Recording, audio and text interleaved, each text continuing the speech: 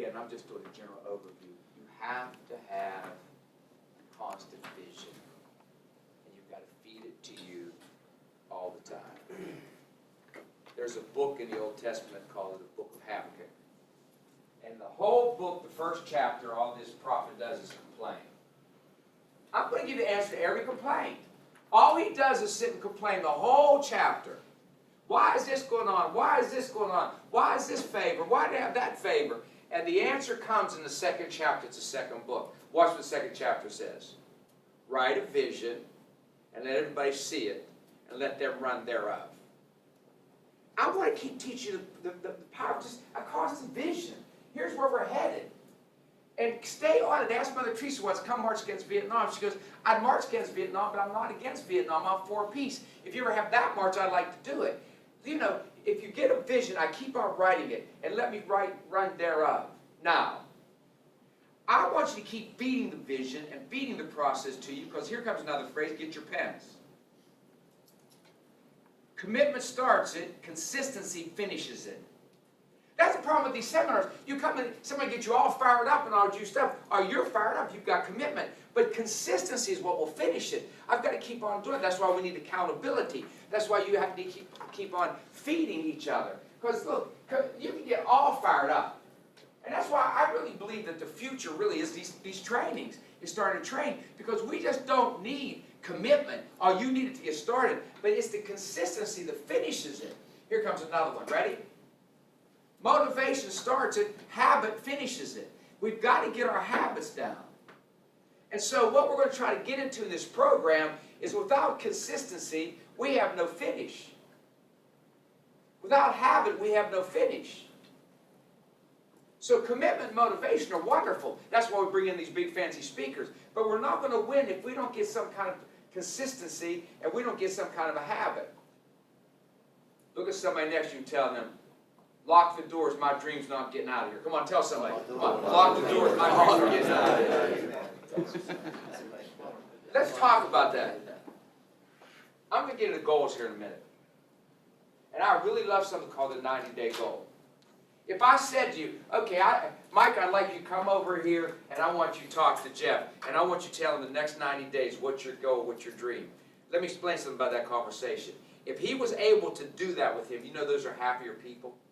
You know, the people are going to say, here's exactly where I'm headed the next 90 days. Here's my dream. Here's where I'm headed. All research is Heidi Howerson at Columbia. They're happier people. And when they can really say that dream, that vision helps other people, they're extremely happy. They're extremely happy people. When they say, here's the dream that I have, here's where I'd like to go with it, they're extremely happy. So I want to get to this point.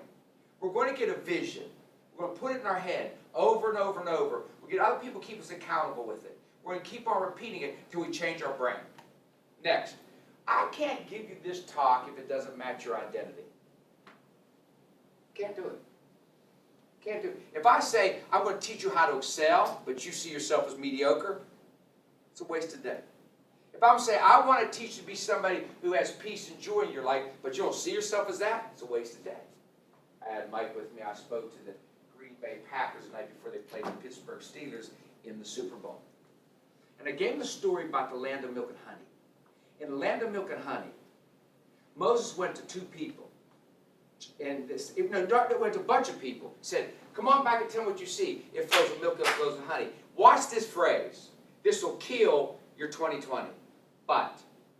I got a dream, but. It flows with milk, it flows with honey. But there are giants they see as grasshoppers. How do you see you? I mean, can you see yourself as more? Can you see yourself going up? Can you see yourself as being bold? See this word, but. We get him in Alabama. He was a great football player in high school, but he can't take coaching here. Oh, he was a great high school player, but all he does is pout. Oh, they were great before we brought a Pioneer, but now that they're here, they complain all the time. They were great before we brought a Pioneer, but they're always offended. Look at somebody tell them, don't be a butt. Come on, tell them, don't be a butt. Come on, tell them, don't be a butt. We don't need no butt people.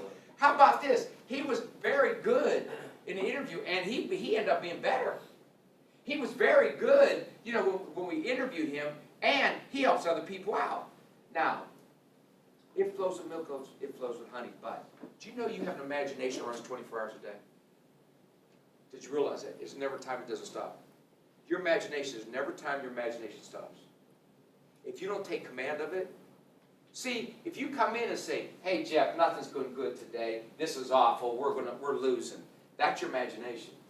You're getting pain in your arm, you know, oh my goodness, that's cancer, my arm's falling off. You get a pain in your chest, I'm coming home, Elizabeth, I'm older than you guys, you don't understand what that means. Our imagination will take you to a dark hole. But if you can grasp of it, say, look, a miracle can happen here. Something unbelievable can happen. 2 people in this story stood up. Just 2. Caleb and Joshua. Let's go right now. They're only 2 that made it from all the promised land. Moses didn't make it because they knew who and what they were. I worked with Nick Foles when he won the Super Bowl. And so I went to him and I said, look, I got a story for it. It was when David became the king of Israel. So I got your director of security. Who? Benaiah. What did he do? He came face to face with a lion. He ran after the lion turned and fell into a pit. He killed it with his bare hands. Nick Foles, the whole Super Bowl, said, run to roar, be bold. Look at somebody beside you, tell them, you have to know who you are. Come on, tell them you have to know who you are. You have to know exactly who you are. I spoke to 2 teams. I'm not going to put the one on camera. Right before season. One was LSU. Marcus Spears was one of their players. He got on the internet. This is the best thing I've ever heard. One spoke to another team. They got on the internet and said, oh, we didn't get much out of this. How can you do that talk?